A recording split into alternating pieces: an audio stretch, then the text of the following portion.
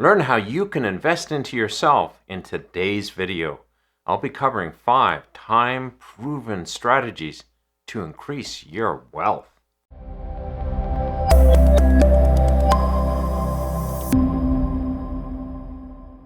Hey, Frank Thomas here from Wealth Generation Strategies, and today I'm going to be covering a video that is a real topic I love to talk about, and that's all about how you can invest into yourself.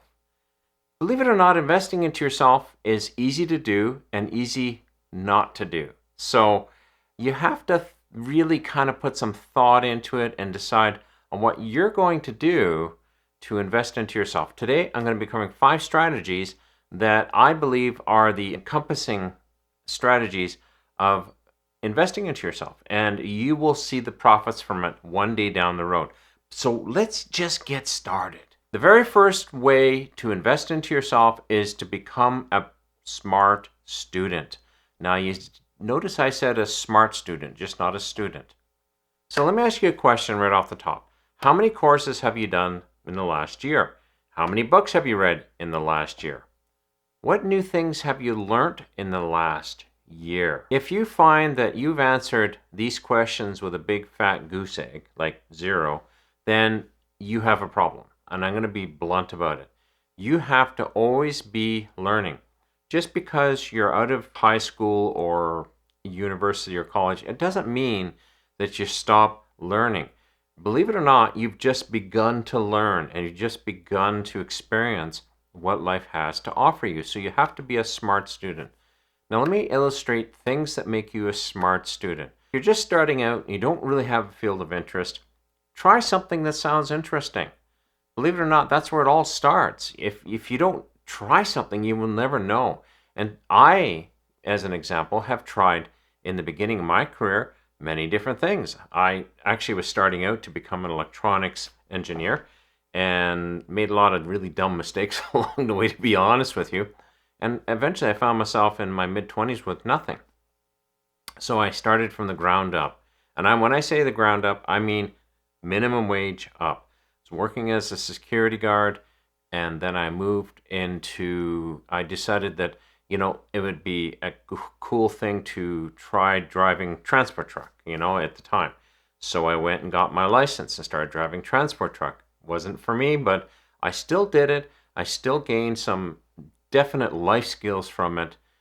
And that also whet my appetite to learn more things. And as time went on, I decided that I needed to get back into my area of expertise, which was electronics, so I joined the military. From there, I have done nothing but increase my learning potential and my earning potential because of that. So start by starting. Don't speculate. Know what a potential study is worth to you in the end. And this is the whole idea of being a smart student. You can think, oh, I should just go get my master's degree, or I should just go do this or do that. And I started that way too. I was going to go get my bachelor's degree. I had finished off all my military training. I was a full electronics technician, and I wanted to take the next step. So I went and did a university course, and it was a Bachelor of Science with a computer bent to it. So I was doing this BSc. I just did it. And I thought, oh, this is the next best thing. And I won't lie, I was actually enjoying doing it. And maybe something I'll want to pick up again in the future. But I discovered something very interesting. And that was I needed to ensure that whatever I was learning had a high value to the money I was spending and the time I was spending to learn it. So I decided to drop the university at the time. It was not an easy decision, I'll tell you. And I went and did industry certifications. At that time, it was a certified mobile engineer. So I saw that the earning potential, once I had that diploma in my hand, was very high. I could literally go from $30,000 or $35,000 a year to over $60,000 a year. It might not sound like much in today's money, but it was a lot then. This was at least 25 or so years ago, 30 years ago. So it had a lot of earning potential. Don't speculate. Know what the potential of the study you'll be doing will be worth to you in the end. Zero in on areas of study that will provide the very highest return for the least amount of expense and personal time and effort. Also, never stop learning. Keep moving your area of expertise to higher levels. Currently, I'm seeking to learn how to manage larger projects because I find it highly interesting and does have a very strong earning potential. Point number one, be a smart learner. Point number two, invest into your health. It might seem a little out of place, but I've come to realize how important it is to keep your body in peak performance. Hey, I'll be straight up with you. Am I at my peak weight? Am I a little chunky around the waist? Yes, I am. And I'm not going to even glaze over that. But the truth of the matter is there's a lot of things that I do to keep me at peak performance. If the motor doesn't run well, then the car doesn't run well. So I need to make sure the motor, which is my body, is running well for me to be able to think well and to perform well. So you got to keep your body very physically healthy. And you don't have to go crazy at the gym. You really don't. Moderate exercise to clear the mind and body and proper nutritional habits are the key. Now, let's just talk about the exercise for a second here. You can say, well, I'm a little older now, and hey, I'm in my 60s, so I cannot go run a marathon. I'm beyond that time. But I do know that I can walk. And what I did was in the beginning is I walked a couple thousand steps a day. Now, 1,000 steps takes about 10 minutes to walk, just to give you an idea. If you can't walk, find an activity you can do that gets you moving, gets you out there. Your legs are the easiest to use if you're unfortunately in a wheelchair or cannot walk. This is going to be a little harder, but you just have to be creative. I would go talk to a physiotherapist and find out what you can do to get some exercise. But walking, 10 minutes is 1,000 steps roughly. So you will want to try to get to a place where you start walking 10,000 steps a day. Now, you're not going to be able to do it right away. I'm going to be straight up with you. If you haven't been walking, 10,000 steps will seem like a mountain to climb initially. But just start climbing the small hills. Go do 1,000 steps. I would take the dog for a walk. It's a 10-minute walk, 1,000 steps. I take him for another walk later in the day, 1,000 steps. All of a sudden, before you know it, I've racked up 5,000 steps in the day throughout the day, and another 1,000 or so steps just walking around the house. It's not that hard. Consider that 10,000 steps is going to be about 100 minutes of your day walking, which is just over an hour and a half a day. Now, again, it sounds like a lot, but it really isn't. So get those steps in. When it comes to proper nutrition, also ensure that you're getting the proper vitamins and minerals to support good body functions. Let me give you a really good example. When I was about 47, 48, I discovered, because I had contracted a disease called follicular lymphoma. It's a form of cancer. It basically grows inside my lymph nodes all through my body. And funny enough, lo and behold, I asked them to do a vitamin D3 test, and my vitamin D3 levels were chronically low. And they probably have been chronically low for most of my life. Now, they said there wasn't a connection, but I really think that there's a connection. I've come to learn the body is a very delicate instrument, and one thing will affect another. I mean, that's a video on its own, so I'll just leave it at that for right now. I believe that I contracted this lymphoma because my vitamin D levels were chronically low. My immune system couldn't protect itself.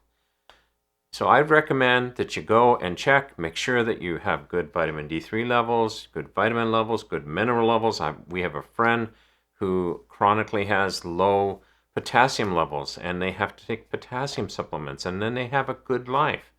You just don't live with the problem. You figure out what the problem is and fix it. Ensure that you figure out a way to have a good balance of work, exercise, and relaxation as well. This is important for body function. All work and no play makes Jack a boring boy. But also, all play and no work makes Jack a very lazy boy. So you need to balance these things out and allow your body to run at its peak efficiency if you want your brain and your thoughts to run at peak efficiency. Number 3. But before we get to number 3, if you're enjoying this video, give it a like. It really does help out my video if you like it. And if you're really enjoying this video and you'd like to see more, subscribe. That'll just ensure that you're going to see my videos come up on your feed as I punch out new ones. And I'm working hard to punch out more videos in the future here. So be sure to like and subscribe. Let's get to point number 3. Strengthen your financial literacy. I have mentioned this in a lot of videos, and I just don't think I can mention it enough. The more you know about money and how it works, the more money you will earn and have. It comes down to that. And it really is that important. Financial literacy is something that is not taught in traditional schools at all. I'd say you get, by the time you finish high school, whatever school you go to as a child and become an adult, you've had 0 or less than 10% of your time was spent on learning financial lessons. You need to ensure you pick up that deficiency and strengthen your financial literacy. So how do you do that? You start with the basics and build upon those basics. The basics are: what is investing? What is interest? What is the rule of 72? What is compound interest? Why did Einstein call it the eighth wonder of the world? That's one to look into. And there's a video, take a look at my channel. I have one called The Eighth Wonder of the World, and it talks all about that topic. Start with the basics and build upon those basics. The best thing, though, is to try new financial things. Now, I say this very generally. A good example is opening up a brokerage account with Questrade or Wealthsimple or whatever your favorite brokerage is. And if you don't know what your favorite brokerage is, that's the first thing you're going to learn. And invest $1,000 into it. The simplest thing you can do is to discover what dividend kings and dividend aristocrats are. Let's just say they're very stable stocks you can invest into that will provide a dividend. If you don't know what a dividend is, there is something else to learn. And you want dividends. I'll be straight up with you. You want dividends in the long run here. Start learning these things. And this is just one area of interest. And I know people who will not touch this, will not go near it. Too risky. It's because they don't have the knowledge to make good first steps. But that's what it's all about. Initially, you're going to be doing a lot of reading and a lot of thinking and a lot of speculating, but you got to start doing. And that was that whole idea of opening up that brokerage account. Number 4, build a long-term plan for yourself. There was in the Bible a gentleman called King Solomon, and he's been quoted to be the wisest man who ever lived. And he stated, "Where there is no vision, the people perish." And I firmly believe this. I have another way to say it. If you don't have a plan, the plan's going to be anything and everything. And you're going to get there and you're not going to like it. So you want to start building a plan. You need to know what you want in life and have a vision tied to tangible short-term, mid-term, and long-term goals. So start with just simple things, like a goal of, if you've never saved $1,000, save $1,000. Make that a goal and put a time limit on it. Time limits are your friend, not your enemy. They'll force your hand and get you to get it done. And dream about things you'd like to do in your future. And don't limit yourself. And don't worry if one thing is not compatible with another thing. Oh, I'd really like to go scuba diving, but I want to go skiing. They're not compatible, but that's okay. You have enough time in your life, at least I hope you do, to go do both. So dream about things you'd like to do. But start to formulate a plan. Get into that short-term, mid-term, long-term thinking. I gave you a short-term goal, save $1,000. A mid-term goal could be, I'd like to get my certification as a computer technician or a computer programmer. That was a goal of mine, and I got that. And a long-term goal for me is to save, by the time I'm 65, close to $500,000. And that's my long-term goal. But also I have other tangible long-term goals, like I'd like to go and live part-time in South Africa, where my wife comes from. I would like to go and see new things. I love to go see new things. I love to go possibly even own a cabin in the mountains here. I live near the Rocky Mountains, and I think that'd be beautiful. Don't know if I want to do it 100%, but I do dream about it, and it is on the fringes of my long-term plan. So start planning. Number 5, and this is a doozy. If you're still with me, you're going to want to hear this one. Stop thinking and start doing. Remember that vision without action is merely a dream. I found the one way to take all the things that are floating around in the ether in my head and make them tangible and real was to do something about them. And it could be the simplest thing as writing them down. Believe it or not, write it down is an action. And it'll help you clarify the chaos of your thoughts. But you'll never clear that chaos unless you start taking some sort of action. Sometimes that action is to go start building that project in your mind in the shop. Who knows what it is? We're all different. But you need to start taking action. But consider this a lifelong action plan. In other words, you want to always keep in motion. You're always taking action. Every day you take action, and you take a little more action, you take a little more action. You never want to stop, because let me tell you something. You have two directions. There is no stop in life. You're either going forward or you're going backward. If you're taking action, you're going forward. Might not be the exact right direction, but you're still going forward, and that's better than going backwards. Because if you stop, you actually start going backwards in life, and you actually start falling back, and you don't want to do that. You want to always be taking action. And I would say, this is why I think this is one of the biggest points, is so many people are dreamers, and they just dream about it. They think about it. Remember, it's just a dream till you do something about it. Okay, start taking some action into it. So start thinking and doing what you're thinking. And like I said, it could be something as simple as writing it down. Take action. I'd highly recommend it. It will help you. One of my ways, as an example, to take action was I wanted to write a financial book, and I wrote the book and it stunk, but I still took action. But I found that my thoughts were very all over the place in the beginning. So I started doing YouTube videos on the whole pretense that I would start to clarify and clear up my thoughts and actions. And I'll tell you something, after almost 2 years of videos, I'm finding that my thoughts on this topic are getting very clear. And you can see it in my bank account, for crying out loud. I had nothing saved when I started this journey. Well, before I started the YouTube channel, I had already been saving for a few years. But the minute that I started teaching and talking about it and working through it and getting those thoughts out of my head and into action, I started finding that I could become stronger in all these things.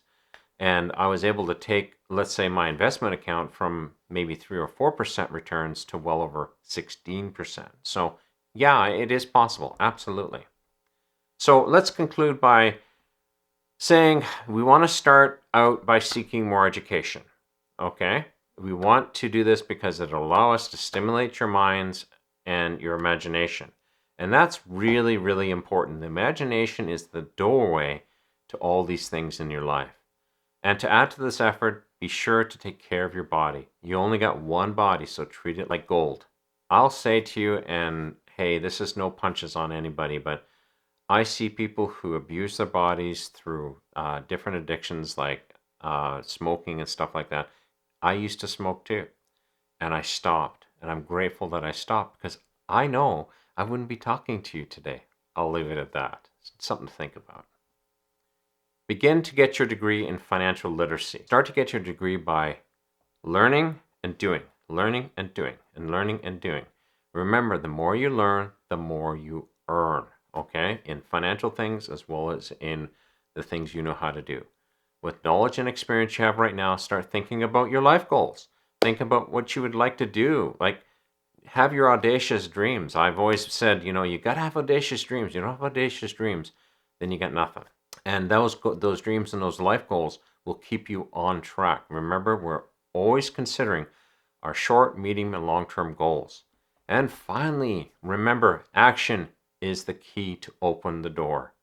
You have to perform purposeful daily actions every single day of your life.